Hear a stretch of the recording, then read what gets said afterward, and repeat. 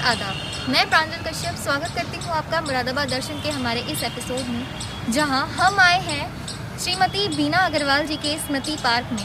और आज हम बात करने वाले हैं अखिल भारतीय वाल्मीकि महापंचायत के प्रदेश अध्यक्ष जी से और जानने वाले हैं उनके विचार के। मुरादाबाद हमारा एक महानगर है और हमारी महानगर में अगर आसपास के इलाकों को मिलाकर देखा जाए तो सरकारी और गैर सरकारी इंस्टीट्यूशंस की अगर हम पूरी एक मिलाकर टेबल बनाएं तो हमारे पास 30 से 35 करीबन यूनिवर्सिटीज़ होंगी। इससे कई गुना ज़्यादा हमारे पास प्राइवेट स्कूल्स होंगे, गवर्नमेंट स्कूल्स होंगे। लेकिन कोई भी इंसान शिक्षा क्यों ग्रहण करता है? उसका जो मेन मोटिव होता है वो तो यही होता है ना कि वो शिक्षा प्राप्त करके अपने घर वालों के लिए, अपने आप के लिए, अपने देश के लिए कुछ कर पाए, अपने समाज के लिए कुछ कर पाए और सबसे पहले वो अपने लिए रोजगार अर्न कर पाए, अपने लिए रोजगार की प्राप्ति कर पाए। लेकिन अगर हम आज की बात करें, हमारे पूरे भारतवर्ष की बात करें या हमारे उत्तर प्रदेश की बात करें तो रोजगार व्यवस्था इतनी बुरी तरह से ध्वस्त हो चुकी है कि आज लाखों ग्रेजुएट्स सड़कों पर घूम रहे हैं। 10-12 हज़ार की नौकरी पाने के लिए लोग तरस रहे हैं और यही हाल हमारे मुरादाबाद का भी है। हमारे मुरादाबाद में भी 30, 35, 40 ऐसे बड़े बड़े इंस्टीट्यूशंस हैं जिनकी फीस तो बहुत हाई है। लेकिन अगर हम प्लेसमेंट की बात करें, प्लेसमेंट ग्राउंड लेवल पर 0। 10-15 हज़ार के मजदूर बनते हैं ग्रेजुएट करने के बाद भी। तो आपका इस संदर्भ में क्या कहना है? 10-15 हज़ार के ग्रेजुएट मजदूर बने या फिर वो शिक्षा ग्रहण ही ना करें? क्योंकि मैं मुरादाबाद का बेटा हूँ और मुरादाबाद दर्शन मुझसे बहुत अच्छी बात मुरादाबाद के विषय में पूछ रहा है।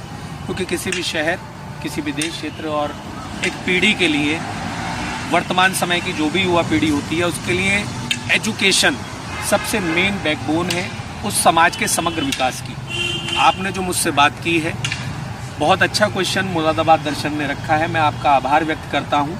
क्योंकि किसी भी देश, आज हम केरल जैसे राज्य को देखते हैं तो जहाँ लिटरेसी 98% है, वैसे ही उत्तर प्रदेश को हम आबादी के संदर्भ में अगर देखें जहाँ 22 से 25 करोड़ की आबादी है, वहाँ मुरादाबाद में जो आज तक 94 और 2000 के बाद में मुझे नहीं पता है there any kind of new government institution has been established और नॉट। पर जब ये अवसर ही नहीं रहेंगे, इसका मतलब है कि एजुकेशन का या हर चीज़ का देखा जाए तो भारत में विशेषकर किसी भी नागरिक की प्रत्येक आवश्यकता और उसकी ज़रूरतों का कमर्शलाइजेशन हो गया है। जबकि शिक्षा पाने का हमारे देश में एक कानून भी है, राइट टू एजुकेशन। और उस राइट टू एजुकेशन के तहत जो हमारा 10% या वॉट एवर 25% का जो हमारा रहता है रिजर्वेशन, इकोनॉमिकली वीकर सेक्शन और सभी के लिए, सभी उसमें पार्टिसिपेट करते हैं। तो कहने का मतलब ये, चाहे हेल्थ हो, एजुकेशन हो, सभी हो, उन सब की भी अकाउंटेबिलिटी वो भी उत्तरदायी हैं उस क्षेत्र में जिसमें वो इंस्टीट्यूशंस चला रहे हैं, उस क्षेत्र के नागरिकों के प्रति। परंतु व्यवस्था के साथ उनका इस प्रकार का जो साठगांठ है, उससे मैंने ये देखा है कि राइट टू एजुकेशन में भी अगर आपका नंबर भी आ जाता है, even a recent case if I discuss with you, तो अभी CL गुप्ता में 4 बच्चों का चयन राइट टू एजुकेशन के माध्यम से हुआ। मैं ये एक प्रूव्ड बात आपसे इसलिए कह रहा हूँ क्योंकि जो बेसिक शिक्षा अधिकारी उनसे मेरा इस पर काफ़ी बात हुई। मैं 2 केसेस राइट टू एजुकेशन के लेकर के गया और वो दोनों ही एडमिशन्स नहीं हुए। अब बताइए आप वहाँ क्या फॉल्ट निकालेंगे? इवन बेसिक शिक्षा अधिकारी को इलाहाबाद हाई कोर्ट जाना पड़ा, CL गुप्ता के वकील को हाई कोर्ट जाना पड़ा, तब उन 4 बच्चों के एडमिशन राइट टू एजुकेशन के माध्यम से हो पाए।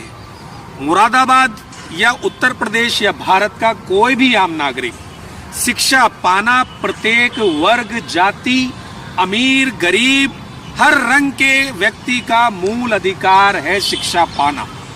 और उस मूल अधिकार से वंचित ये उपभोक्तावाद, आप पैसा देंगे, आप गधे हैं या घोड़े हैं, कोई फर्क नहीं पड़ता, आपके पास पैसा है तो आप बड़े से बड़े स्कूल में जा सकते हैं। और वहाँ भी सरकारों का या प्रशासन का कोई भय नहीं है। बच्चों पर आज इतना लोड है, मैं आपकी बात से बाहर नहीं जा रहा हूँ, उस क्वेश्चन को भी मैं आपको आंसर करूँगा अभी। आज छोटे से बच्चे को लेकर के इतनी एक्टिविटीज़ बढ़ा दी, वो क्या बना पाएगा क्राफ्ट इतने बड़े जितने उसको दे दिए जाते हैं?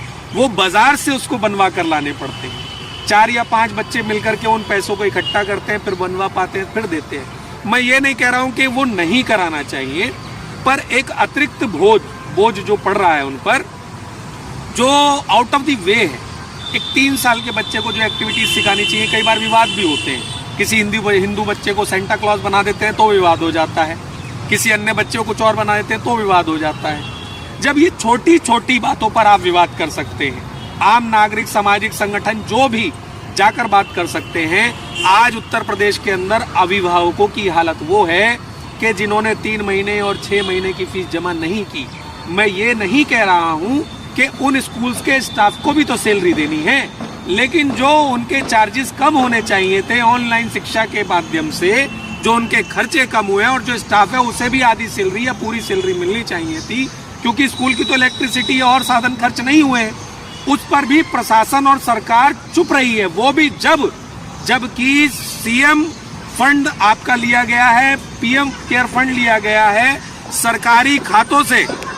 यहाँ तक कि हमारी उत्तर प्रदेश पुलिस ने भी 20 करोड़ रुपए फंड किया था सीएम केयर फंड में कोविड के दौरान, और डीजल और पेट्रोल और अन्य कई प्रोडक्ट्स में हम सेस दे रहे हैं अभी तक कोविड का, तब भी वो परिवार वंचित रहे और उनके बहुत सारे बच्चे जिनकी नौकरियां छूटी हैं वो बेचारे फीस ना दे पाने के कारण से आज वो बच्चे छूट गए हैं। और अभी बात क्योंकि बच्चों की चली, स्कूल की चली, आगे भी बात करूंगा।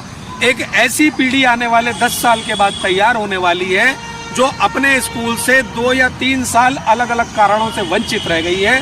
किसी के पास मोबाइल नहीं था, किसी के पास फीस के लिए पैसा नहीं था, किसी के माँ बाप की नौकरी छूट गई। ये सब कुछ हुआ और संगठनों की उदासीनता की वजह से, सरकारों की उदासीनता की वजह से। वो जो इतना करोड़, 100 करोड़ रुपए अगर सीएम केयर फंड में लिया गया, उससे अगर स्कूलों को फंड किया जाता तो बहुत सारे बच्चे स्कूलों से वंचित ना होते, अभिभावकों और स्कूलों में कोई तनातनी ना होती, और आने वाले 10 साल में जो ऐसी पीढ़ी तैयार हो रही है जो 3 साल 4 साल और अभी पता नहीं, पेंडेमिक की बहुत अच्छे हालात नहीं है कि 5 साल स्कूल से गैप करके वो कैसा भारत तैयार होगा, अभी कुछ नहीं कहा जा सकता। जहां तक कॉलेजेस की आप बात करेंगे, यूनिवर्सिटीज की आप बात करेंगे, मुरादाबाद आज भी 120 किलोमीटर दूर मेरठ और 100 किलोमीटर दूर बरेली और उसके अन्य आप जाएं आगरा या अलीगढ़ आप जाएं, अगर चारों तरफ आप देखेंगे, उत्तराखंड में भी आप देखेंगे तो हमारे चारों तरफ 100 किलोमीटर दूर यूनिवर्सिटीज हैं। पर मुरादाबाद जो बहुत ही राजनीतिक रूप से अपनी बहुत बड़ी एक ताकत और कुवत रखता है, बहुत सारे हमारे प्रतिनिधि चुनकर जाते हैं, आज भी सरकारी यूनिवर्सिटीज का अभाव है। जबकि 2007 में भारत सरकार की यह नीति थी जिसमें राजस्थान में जगह जगह यूनिवर्सिटीज खुली हुई हैं, और 2020 तक भारत सरकार का जो प्रोग्राम था, not even a party of Congress, BJP किस सरकार का नहीं कह रहा हूं मैं, जो एक रूपरेखा होती है आने वाले 20 साल की आपकी क्या योजना, क्या कार्यक्रम है, तो 2020 तक 20,000 यूनिवर्सिटीज खोलने का लक्ष्य था।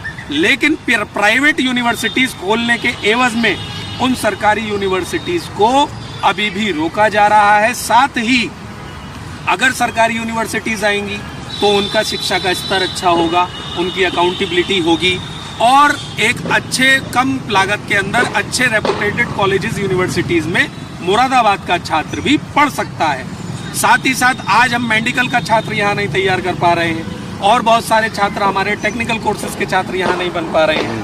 पहले के समय में अगर हम देखें, चाहे वो किसी भी पार्टी की सरकार रही हो, कोई भी प्रतिनिधि रहे हो, पहले हमारे पास में ITI मुरादाबाद के अंदर है, बहुत सारी चीजें हमारे मुरादाबाद के पास हैं, लेकिन मुरादाबाद में आज 3 प्राइवेट यूनिवर्सिटीज तो है, पर सरकारी यूनिवर्सिटीज कोई भी विधायक, सांसद, मंत्री लाने में पूर्ण रूप से विफल रहा है।